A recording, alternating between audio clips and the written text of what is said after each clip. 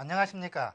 배정한자 한자풀이 7급 그 6번째 시간이죠.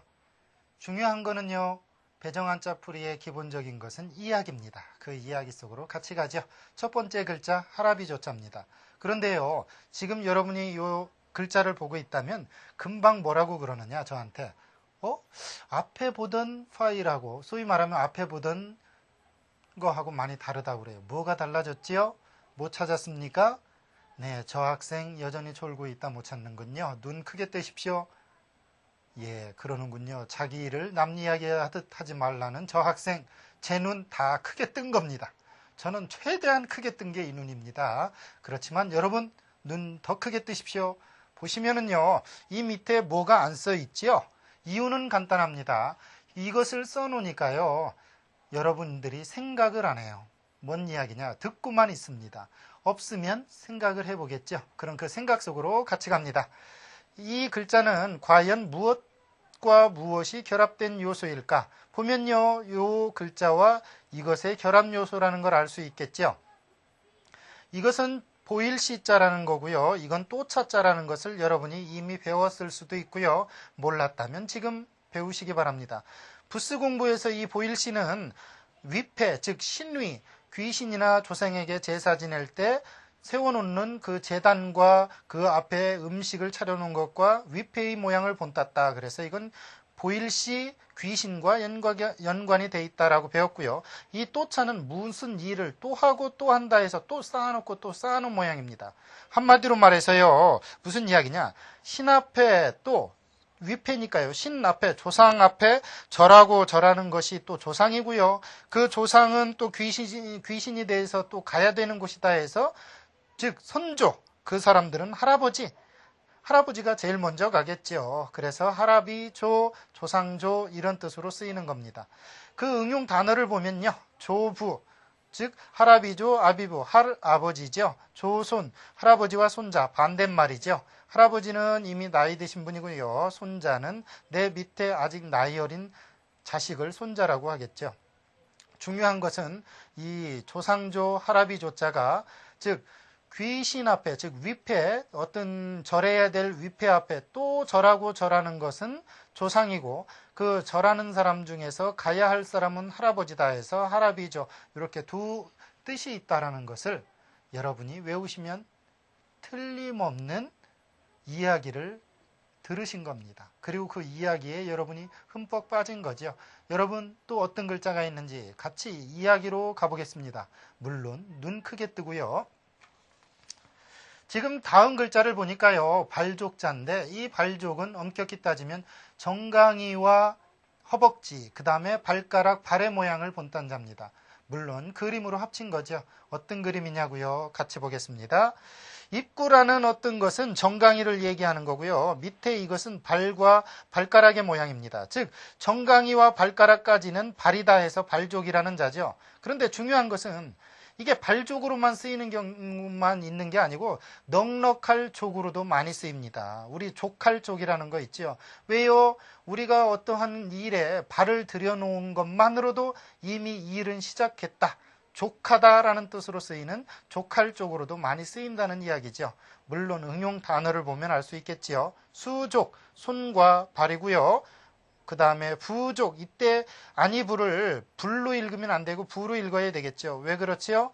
뒤에 지읒이나 디귿이 나오면 아니불은 아니부로 읽는다. 그래서 부족하다. 즉 만족하지 않는다. 즉 넉넉하지 않다. 이것이 부족이죠. 즉 이때 족은 넉넉할 족, 족할 족이라는 거죠. 발족이 아니고요.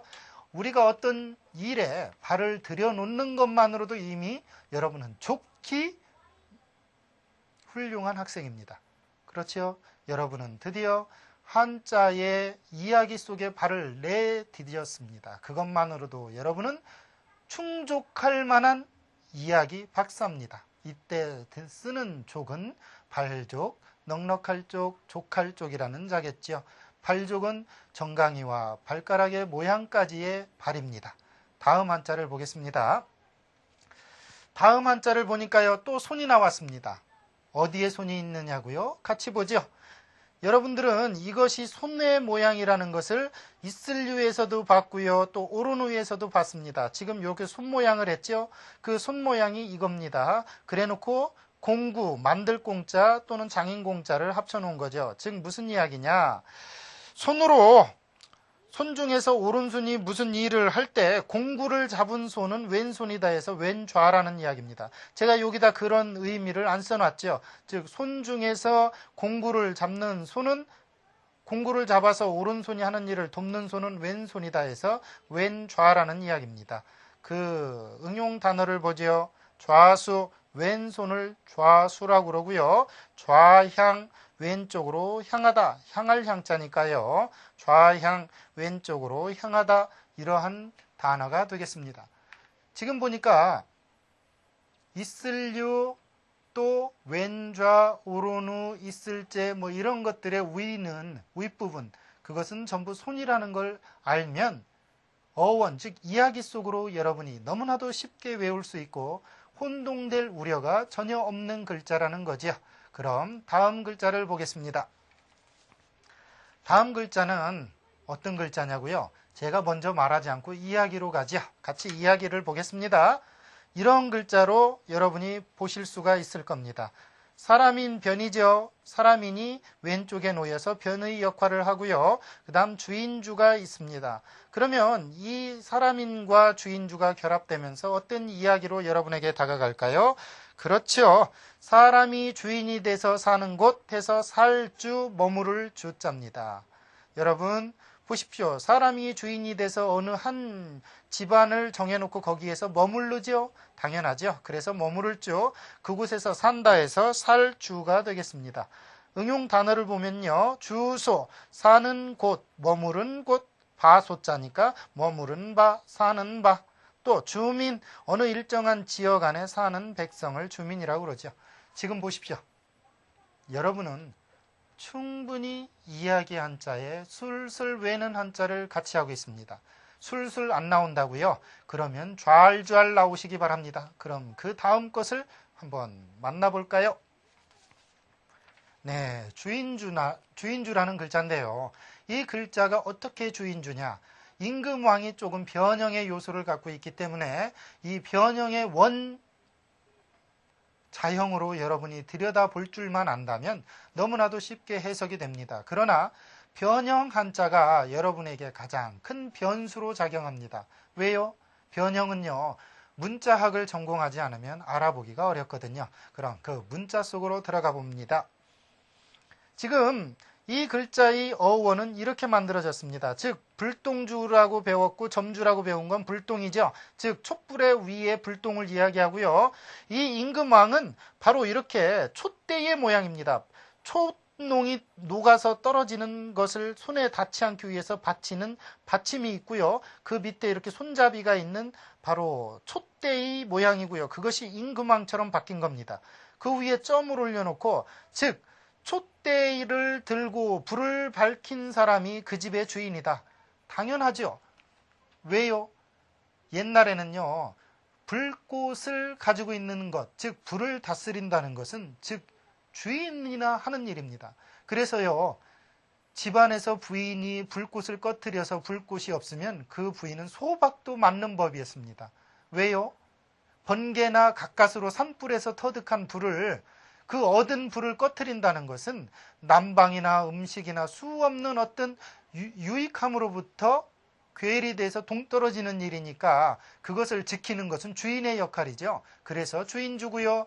때로는 그 불꽃같이 나라를 밝혀주는 사람이 임금이다 해서 임금주로도 쓰이는 자입니다. 이해하셨죠?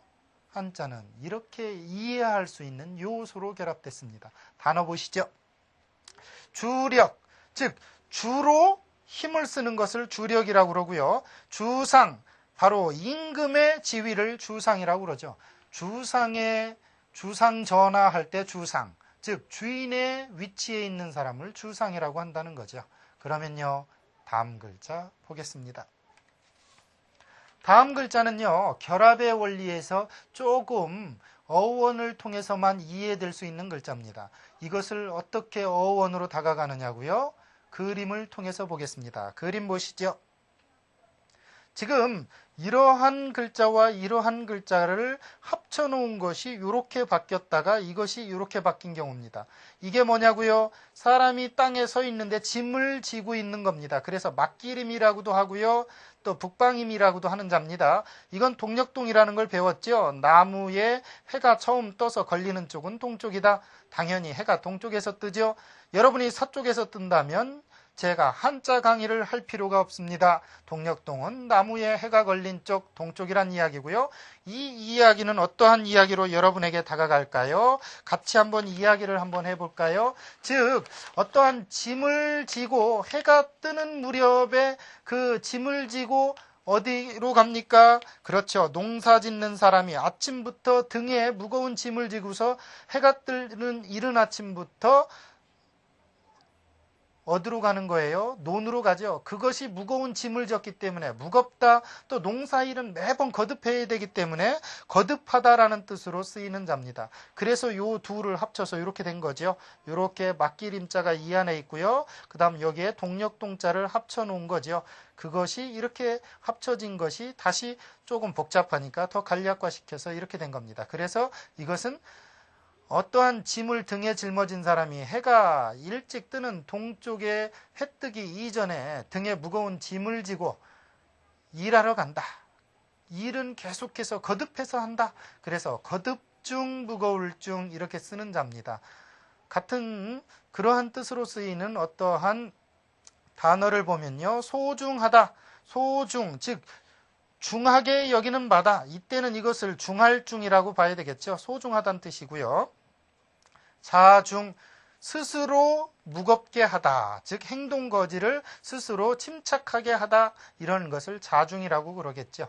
여러분 한자는요. 이처럼 때로는 어원의 모양을 읽어볼 수 없는 글자들도 있습니다. 그때는요.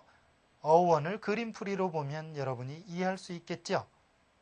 그 그림풀이는 저한테 맡기고요. 여러분은 이야기 한자로 술술 외워보시기 바라겠습니다. 그럼 다음 술로 갑니다. 네, 다음 자는요. 따지라는 글자입니다. 물론 땅지라고도 하죠. 옛날에는 따라고 그랬습니다. 왜요? 이응 발음이 있으면 콧소리가 나기 때문에 땅지 이렇게 발음하면 어색하지요. 그래서 따지라고 그랬고요. 땅곤이라는 자도 따곤이라고 했죠. 그래서 따라는 글자가 이응을 빼고 발음이 되고요. 훈음을 쓸 때도 따지라고 쓰는 것이 원래 옛날부터 내려온 원칙이 되겠습니다. 그러나 지금은요. 따라고 무엇을요? 뜻을 표현하면 알 재간이 없기 때문에 땅지 이렇게 쓰기도 하지요. 중요한 건 따지라는 겁니다. 예로부터 내려온 훈음 읽기거든요. 어떻게 만들어진 자냐고요? 같이 보시죠. 흑토는 여러분이 알고요. 이것도 어조사야 이끼야라고 하는 글자입니다. 이 글자가 무슨 뜻을 나타내는지를 알아야 이것을 해석할 수 있습니다. 흑토는 여러분이 알고요. 이 글자는 무엇이다라고 이야기해주는 이 어조사 야자입니다. 즉 한마디로 우리말로 무엇이다라는 점에 해당하는 거죠. 마침표에. 그러한 뜻으로 쓰이는 자입니다. 즉 흑이다 이 말이에요. 그런데 흑은 한 줌의 흙도 흙이고 한 트럭의 흙도 흙이죠. 그런데 그 흙이 모여서 된 게 땅이라는 얘기예요. 그래서 땅지자입니다. 그러면 흑토와 땅지는 어떻게 다르느냐? 흙은 조금의 흙을 토라고 그러고 많은 흙을 지라고 합니다. 왜 그걸 구분하느냐고요? 이쪽을 보면 알 수 있겠죠. 자, 응용 단어를 보면요. 천지, 하늘과 땅입니다. 이때 이것을 천토라고 안 하죠. 왜요? 하늘과 흙이다 이렇게 발음 안 하고요. 하늘과 땅이라는 뜻으로 하늘의 반대 개념처럼 넓은 의미의 땅이라는 뜻으로 땅지자를 넣죠. 이때처럼요. 보니까 흙이라는 개념보다 땅지라는 개념이 더 넓다. 이것만 여러분이 아시면 되겠습니다. 그 또 다른 자를 보면 지위 할 때 따지 자리위, 즉 그 사람이 처한 위치가 지위가 되겠죠. 여러분 한자는요 미묘한 부분까지도 나누는 경우가 있습니다. 예를 들어서요 소도 암소가 있고 숫소가 있지요. 사슴도 안사슴이 있고 숫사슴이 있지요. 그래서 한자는요 미묘한 부분, 즉 음과 양의 부분도 여러분에게 전해주고 있습니다. 지금 흙도요, 단순히 흙이다라는 개념 외에도 흙보다 더 넓은 땅, 그 땅이 둥근 걸 뭐라고 그래요? 지구라고 그러죠. 지구를 토구라고는 안 합니다. 왜요? 토는 조그만한 흙이니까요. 그런데 많은 양의 흙이 모여서 된 그것을 땅이라고 그런다는 얘기죠. 여러분은 지구 위에 사시고 계십니다. 다음 글자를 보시죠. 다음 글자는요, 종이지자라는 자인데 과연 이 글자가 어떻게 만들어졌을까요? 같이 보시겠습니다. 지금 이것을 여러분은 당연히 실사와 성씨씨, 각씨씨, 뿌리씨, 근본씨라는 글자로 합쳐졌다는 것을 여러분은 짐작할 수가 있을 겁니다. 그런데 중요한 것은 두 글자가 합쳐지면서 과연 무슨 이야기를 여러분에게 전해줄까요? 그게 여러분들이 궁금한 거고 여러분이 만들어야 할 숙제죠. 어떤 식이냐고요? 실, 뿌리처럼 이게 무슨 시자예요? 성씨씨, 뿌리씨자죠? 왜요? 이게 나무 뿌리가 땅 위에 올라와 있고 땅 속에 들어가 있는 모양이죠. 그것은 한 뿌리다 해서 뿌리씨, 성씨씨, 뿌리처럼 한 성을 이룬다 해서 성씨씨라고도 하죠. 또는 각씨씨라고도 합니다. 중요한 거는요, 실이 실이 뿌리처럼 얽히고 설켜서 압축된 것이 종이라는 이야기예요. 원래 이 종이도요, 나무를 잘게 썰어서 그것을 실처럼 계속 뽑은 것을 계속해서 겹쳐가지고서 그것을 압축시킨 게 종이겠죠. 그러니까 실처럼 뿌리를 계속해서 뽑아낸 것을 압축했다. 그것이 종이다. 원래 나무에서 종이가 나오죠. 종이가 무엇로 만드냐고요? 나무로 만들거든요. 그러니까 나무에 나무 목을 넣은 것이 아니고 그 나무 목에 뿌리, 근본, 그것의 성씨씨, 뿌리씨 또는 각씨씨라는 씨를 합쳐서 만든 글자가 종이지라는 거죠. 여러분은 제가 계속 씨씨 걸으니까 열받죠? 열받지 말고 계속 공부해보죠. 단어 보겠습니다. 지면, 종이의 면을 지면이라고 그러겠죠. 종이의 표면을 지면이라고 그러고요. 답지, 대답한 종이를 답지라고 그럽니다. 여러분은 한자 능력 검정 시험을 볼 때 답지에다 답을 기록하시는 거죠. 당연하지요. 문제지에다 답을 써놓고 나오면 여러분은 0점 처리될 겁니다. 답지에다가 답을 쓰고 나오십시오. 다음 글자를 보니까요, 고들직자네요. 어떻게 만들어졌느냐고요? 이것은 자세히 보면 금방 알 수 있도록 만들어졌습니다. 문제는 하나의 어떤 중요한 요소를 놓치지 않는 데 있습니다. 그 하나가 뭐냐고요? 이겁니다. 같이 보시죠. 열십, 그 다음에 눈목, 요게 중요한 포인트입니다. 요게 뭐냐고요? 스물은자의 약자이기도 하고 이것은 스물은을 나타낼 때 니은자처럼 쓰는 요것을 나타냅니다. 즉, 10사람의 눈으로 보면 숨길 수 없는 것이니 그것은 곧 바르게 나타난다, 발음이다, 그리고 또 그것은 고듬이다, 이런 이야기죠.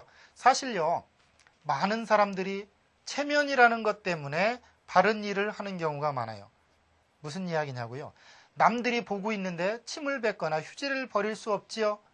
10사람의 눈이라는 건 꼭 10사람의 눈이 아니고 완전하게 여러 사람의 눈을 신목이라고 그러는 겁니다. 예를 들어서요, 10방으로 찾아다녔다 그러면 10곳의 방위로만 찾아다녔다는 뜻이 아니고요, 모든 방위로 찾아다녔다 이런 뜻이죠. 그러니까 모든, 모두 이런 뜻으로 쓰인다는 거죠.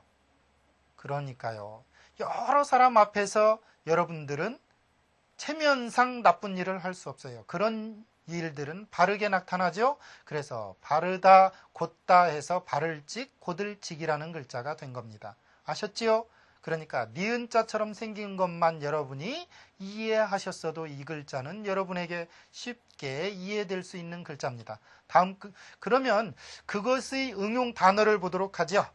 정직, 이게 무슨 자죠? 바를정이고 고들직, 즉 바르고 곧다라는 뜻이고요. 직언, 바로 말하는 것, 즉 어떠한 외압이나 어떤 것대로 말을 돌리는 게 아니고 자기가 믿는 대로 기탄 없이 고지곧대로 말하는 걸 직언이라고 합니다. 여러분은요, 바로 이런 직언을 할 수 있는 마음을 갖기를 바라겠습니다. 다음 글자 보도록 하겠습니다. 이 글자는요, 물 숫자하고 어원이 비슷해 보입니다. 그러나 어떻게 다르냐고요? 설명을 여러분이 들으면 이해할 수 있습니다. 같이 보겠습니다. 이렇게 만들어졌습니다. 이게 어떻게 된 거냐고요? 즉 이것은 양뚝입니다. 그 양뚝에 물이 내려가는 물줄기의 모양이 이렇게 바뀐 겁니다. 즉 양뚝을 나타내고 가운데 이것은 물줄기라는 거죠. 양뚝입니다.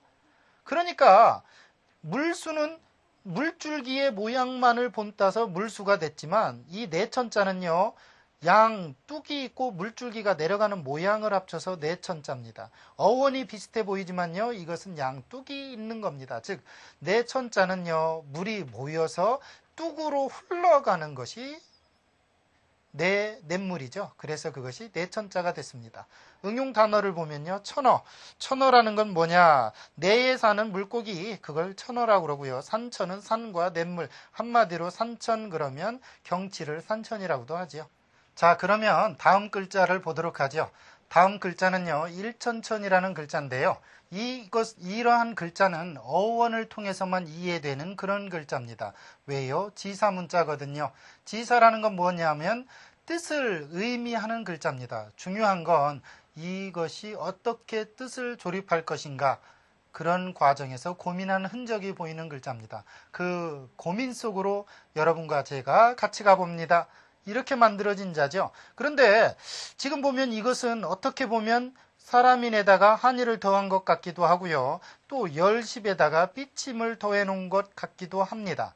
그런데 어원 속으로 가보면 이렇게 만들어졌습니다. 무슨 이야기지요? 사람인에다가 한의를 합쳐놨다는 거지요.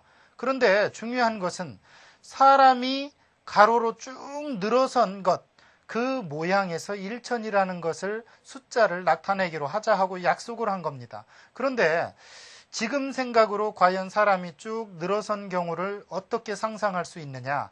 성문 앞에서 성을 들어가기 위해서 사람이 쭉 늘어설 수도 있을 거고요. 전쟁터에서 사람이 쭉 늘어설 수도 있었을 겁니다. 중요한 것은 그렇게 늘어선 사람의 수가 너무나도 많다 보니까 그것을 일천이라는 수로 나타내기로 하자 약속을 하고 일천천을 사람이 가로로 쭉 늘어선 모양이다 라고 만들어놔서 일천이라는 수를 쓴 겁니다. 그러면 그 응용 단어를 보면요, 천고, 아주 오랜 세월을 천고라고 하죠. 천추, 일천의 가을이니까 아주 오랜 세월을 천추라고 그렇죠. 예를 들어서요, 천추의 한이다 할 때 쓰는 자입니다. 아주 오랜 세월이죠. 천추, 가을이 1000번이나 반복된다는 건 굉장한 오랜 세월을 이야기합니다. 여러분은 가을을 몇 번이나 지새웠는지요? 그렇다면 틀림없이 10추는 되었을 수도 있을 겁니다. 또 다른 이야기로 같이 갑니다. 하늘천이라는 글자인데요. 이것은 여러분이 다 아는 겁니다. 어떻게 아느냐고요? 같이 가보죠. 즉 하늘에다가 사람이 서 있는 큰 대자를 합쳐놓은 모양입니다. 즉 사람이 서 있는데 그 위에 하늘을 표현한 거죠. 그렇죠? 또 어떤 사람은 이것을 제일 큰 것은 하늘이다 해서 하늘천이라고 나타내기도 합니다. 중요한 것은 큰 대자가 사람이 땅에 서 있는 모양이죠. 물론 땅을 표현하지 않았습니다. 사람이 양팔을 벌리고 양 다리로 서 있는 모양이 커 보였고요. 그 위에 하늘의 기준선, 그것을 합쳐서 하늘천 이렇게 나타난 글자입니다. 만들어진 글자죠. 중요한 거는요, 제일 크다, 그것은 하늘이다, 이렇게 외우셔도 좋겠습니다. 응용 단어를 보면요, 천지, 하늘과 땅, 천심, 하늘의 마음, 즉 소위 말하면 신의 마음을 천심이라고 그러죠. 천심, 인내천의 사상을 표현한 글자입니다. 그러면 또 다른 이야기 속으로 여러분과 제가 같이 가보죠. 중요한 거는요, 여전히 이야기라는 겁니다. 다음 글자를 보니까요, 풀초라는 글자네요. 그런데 이 글자가 어떻게 만들어졌을까요? 네, 벌써 짐작하는 아이도 있고요. 또 학생도 있고요. 어른도 있네요. 어른이 7급 보느냐고요? 중요한 건 급수가 아니고 어원을 통한 이야기의 이해력을 그것이 중요한 거겠죠. 그 중요성으로 같이 갑니다. 보니까요, 이 글자는 당연히 초도, 풀초와 일찍조라는 글자의 합체죠. 중요한 건 원래는 해가 있고 거기에 풀이 사방에 나 있는 모양에서 그 밑에 풀이 열십으로 바뀐 겁니다. 그러나 합쳐놓기를 이렇게 합쳤다 해서 이야기로는 어떻게 만드느냐. 초도, 즉 초목 중에서 일찍 나는 것은 풀이다 해서 풀초라는 뜻으로 쓰였다는 거죠. 원래의 의미는요, 이 열십도 풀입니다. 이렇게 여 밑에 이렇게 풀이 있었다는 거죠. 즉 풀과 풀 속에 떠 있는 태양, 그것이 없어지면 말막으로 쓰이는 건데 그건 다음에 설명하기로 하고요. 즉 초목 중에서 일찍 나오는 것은 풀이다 해서 풀초자가 됐다는 거고요.